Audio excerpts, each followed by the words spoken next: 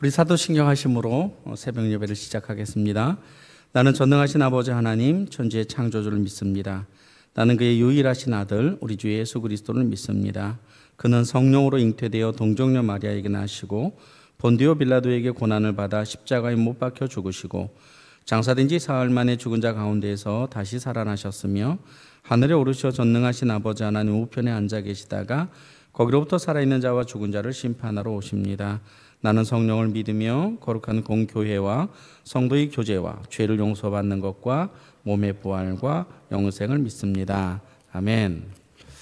찬송가는 570장입니다. 찬송가는 570장 찬양하겠습니다.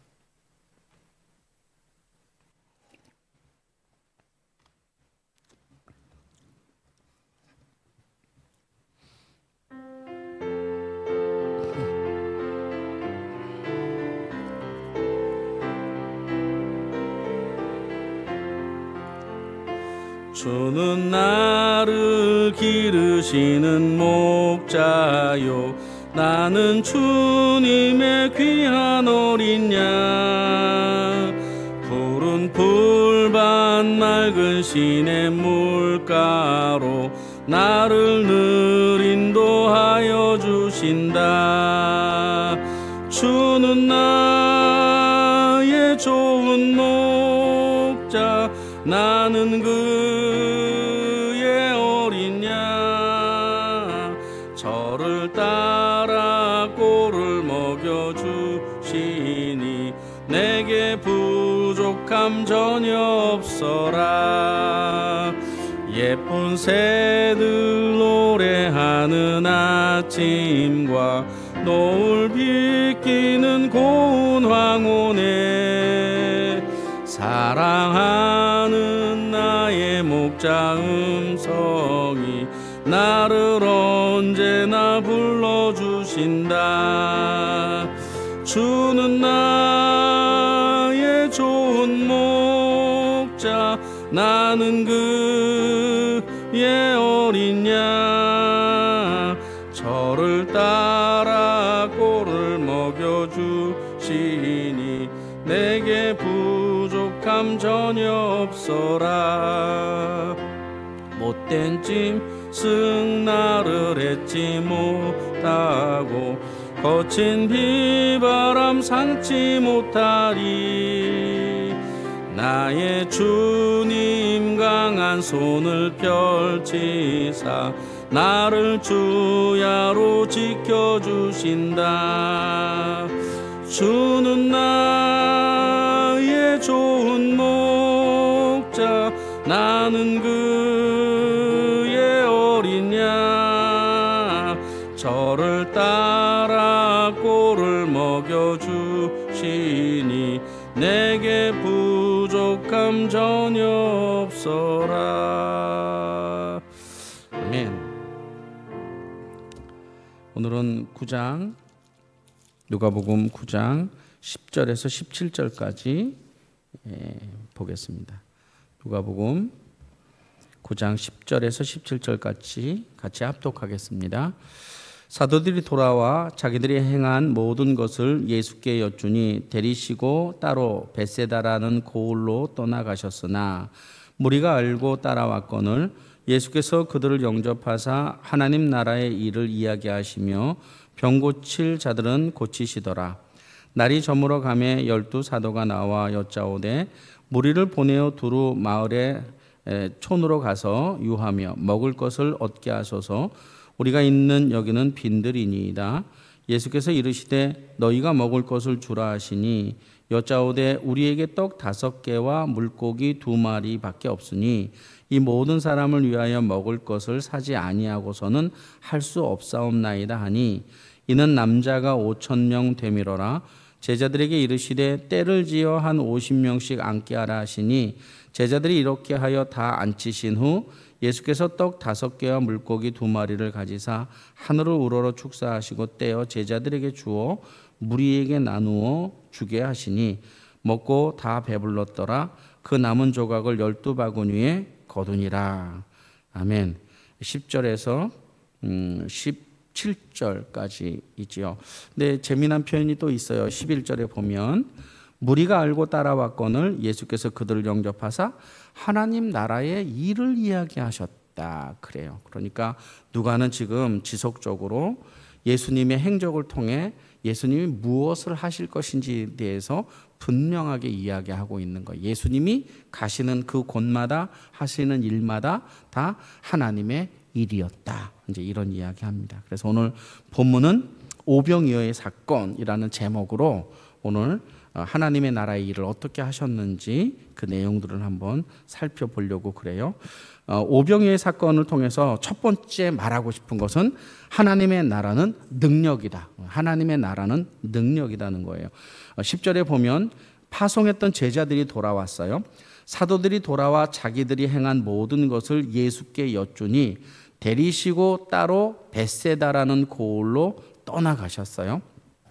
그리고 무리가 알고 따라왔거늘 예수께서 그들을 영접하사 하나님의 나라의 일을 이야기하시며 병 고칠 자들은 고쳐주시기 시작한 거예요. 그러니까 예수님도 그렇고 제자들도 그렇고 하나님의 나라를 전파하고 하나님의 나라를 이렇게 우리의 삶 가운데 보여주실 때는 능력과 기적과 기사와 귀신 쫓는 것과 이런 능력의 일들을 행하셨다라고 하는 거죠.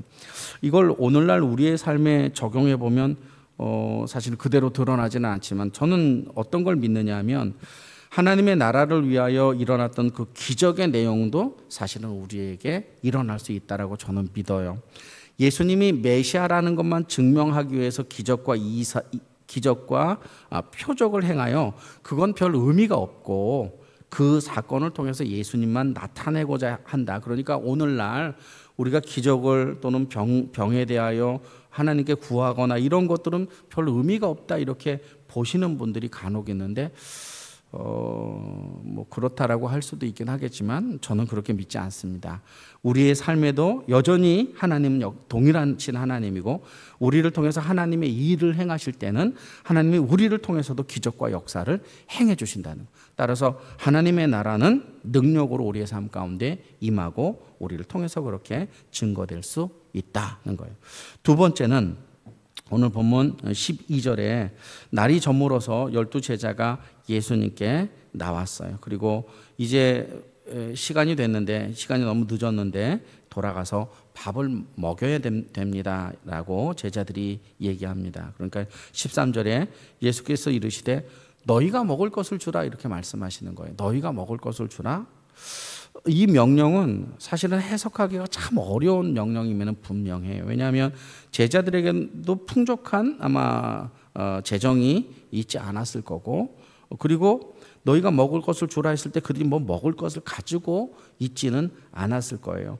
다른 의도에서 예수님이 말씀하신 것 같기는 하지만 분명한 건 뭐냐면 너희도 먹을 것을 줄 수 있다라고 하는 거예요. 그런데 제자들은 그냥 단숨에 못합니다 이렇게 이야기를 하는 거죠. 그리고 뭐 예수님이 너희들 뭐 없느냐 그랬더니 물고기 2마리와 떡 5개 있습니다. 그러면서도 뭐라고 얘기를 하느냐? 이거 가지고 안 돼요 라고. 너희가 먹을 것을 주라라고 그랬으면 분명히 예수님이 줄 수 있는 어떤 것들이 있을 것 같은데 근데 이 친구들은 계속 아니다 라고만 말하는 거예요. 그래서 이 오병이어의 사건을 통해서 우리가 두 번째로 알 수 있는 것은 하나님 나라의 능력은 내게 있는 것이 아니라는 사실을 기억해야 된다는 거예요. 예수님의 제자들은 분명히 먹을 것이 그렇게 많지 않았을 거예요. 재정도 많지 않았을 거예요. 근데 예수님이 주라라고 하셨을 때에는 너희가 주는 게 아니라 분명히 하나님의 어떤 역사로 주실 수 있다라고 하는 것이 전제되어 있다라고 생각하거든요. 근데 제자들은 자기를 본 거지요. 자기 능력, 자기가 할 수 있는 것 이런 것만 본 거예요. 그러니까 그들은 그의 입에서 끊임없이 할 수 없습니다. 할 수 없습니다라고 나와요. 그러나 하나님의 나라는 나로부터 시작되는 게 아니고 주로부터 시작되는 거예요. 하나님의 나라의 능력은 내게 있는 것이 아니라 그분께 있다라는 사실을 기억하면 우리가 어떤 상황 속에서도 담대하게 할 수 있습니다라고 고백하고 한번 도전해 보는 거예요. 그 하나님이 역사하심을 우리의 삶 속에서 그 믿음을 통하여 우리가 경험할 수 있는 거죠. 이게 모세의 삶에도 나타나요. 모세가 하나님 불렀잖아요. 신발을 벗어라, 다 벗었어요. 네가 가라, 나 말 못해요. 난 재주도 없어요. 막 이렇게. 뭘 보는 거예요? 자기를 보는 거예요. 아니 분명히 하나님이 가라고 그랬잖아요. 근데 자기에게 능력이 없는 건 맞아요. 그럼에도 불구하고 가라고 하신 그 하나님께 능력이 있는 것이죠. 우리가 삶을 살아갈 때 여러 가지 어려운 일들도 있긴 하지만 그럼에도 불구하고 나에게 능력 주시는 주님 바라보고 할 때 우리를 통해서 그런 일들이 벌어지기 시작한다라고 하는 거예요. 사실은 가족들끼리 모이면 왜 그런 거 있잖아요. 어느 집안은 잘 나가고 또 예수 믿는 우리 집안도 잘 나가야 되는데 하나님이 욕심 때문에 안 잘 나가게 할 수 이렇게 있다고요. 그러면 우리가 거기서 말이 딱 막힌다고. 너 뭐 이렇게 하고 끝난다. 그러면 안 되고, 비록 내 삶은 그렇지만 내 삶이 그런 것이 실패의 삶이 아니잖아요. 하나님이 나를 다루시고 나를 만지시는 삶인 거잖아요. 어떻게 보면 내가 더욱더 성숙된 삶을 살고 있는 것일 수도 있거든요. 그런 상황 속에서 나를 보지 않고 주님 바라보고 하나님의 나라의 통로로 담대하게 쓰임받았으면 참 좋겠다. 이게 두 번째입니다.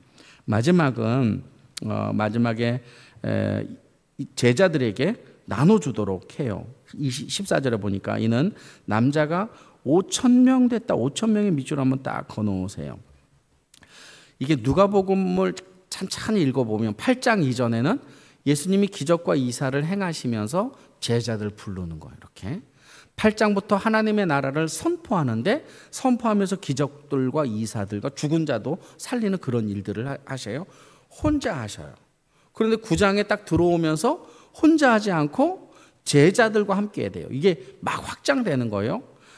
그전에는 예수님이 쫓아가요. 하나님의 나라를 전하기 위해서 쫓아가고 예수님의 제자들도 하나님의 나라를 위하여 쫓아가서 하나님의 나라를 증거해요. 근데 이번에는 판이 달라졌어요. 이번에는 그들이 하나님의 나라의 일을 배우기 위해서 이렇게 오는 거예요. 근데 어떻게 오느냐? 수천 명씩 이렇게, 아마 제가 봤을 때는 남자만 5,000명이니까 수만 명씩 예수님께 오는 그 일이 벌어졌어요. 그전에는 자그마한 지역, 자그마한 소문들이지만 이번 오병이어의 사건 한 판으로 하나님의 나라의 일이 확산돼 버리는 거예요. 2만 명 정도가 그 하나님의 나라의 능력을 맛보게 되는 거예요. 그래서 이 오병이어의 사건은 사실은 하나님의 나라가 확 퍼지는 아주 중요한 사건 중에 하나예요. 그래서 50명씩 때를 놓아서 앉혀놓고 15절에 보니까 제자들이 이렇게 하여 다 앉힌 후에 16절 예수께서 떡 5개와 물고기 2마리를 가지사 하늘을 우러러 축사하셨다는 거예요. 그렇죠? 광야에 먹을 것이 없었죠. 광야에. 근데 하나님이 광야에서 끊임없이 만나와 메추라기를 그들에게 베풀어 주셨다고요. 근데 이거는 그냥 제 생각인데 구약 시대 때는 물고기였는데 메추라기였는데 신약 시대 때는 생선으로 이렇게 바뀐 것 같아요. 제가 육식보다는 생선을 좋아하기 때문에 그런 거 아닐까 이런 생각도 한번 해보는데 어쨌든 이건 그냥 제 생각이고 웃자고 하는 겁니다. 광야에서도 하나님이 아무것도 없는 상태에서 그들을 먹여 살렸단 말이에요. 근데 이번에도 역시 마찬가지. 빈들의 광야에 하나님께 가지고 있는 것을 가지고 축사하시고 제자들에게 나눠주게 만들어요. 16절 예수께서 떡 5개와 물고기 2마리를 가지사 하늘을 우러러 축사하시고 떼어 제자들에게 주셨다는 거예요. 제자들에게 밑줄 한번 무리에게 나눠주는 거예요. 제자들이 깜짝 놀랐겠죠. 너희가 먹을 것을 주어라 그러는데 할 수 없습니다. 근데 실질적으로 지금 먹을 것을 주고 있는 거예요. 이게 먹을 것 주고 그리고 다 먹고 배불리 먹고 17절 먹고 다 배불렀더라. 하나님의 은혜는 모자람이 없다. 충만하다. 그리고 12바구니가 남게 되었다는 거예요. 그 다음 우리가 이제 토요일 날은 보질 않겠지만 18절에 보면 재미난 이야기가 있어요. 예수께서 따로 기도하실 때 제자들이 주와 함께 있더니 물어 이르되 무리가 나를 누구라고 하느냐 지금 물어보는 거예요. 이 사건이 어떻게 이어지는 거예요? 빈들에서 물고기와 떡 5개로 먹이신 이 사건을 통해서 예수가 누구인지 보여주고 싶은 거예요. 지금 이 누가는. 그래서 제자들을 따로 데려가서 사람들이 나를 누구라고 하느냐에 대하여서 예수님이 질문을 해요. 사실은 모든 성경에서 그 사복음서에서 주장하는 게 예수가 그리스도다, 이거 아니에요. 이거 증명하려고 오는 거 아니에요. 근데 그게 20절에 나와요. 본문 20절에 19절 제가 한번 읽어볼게요.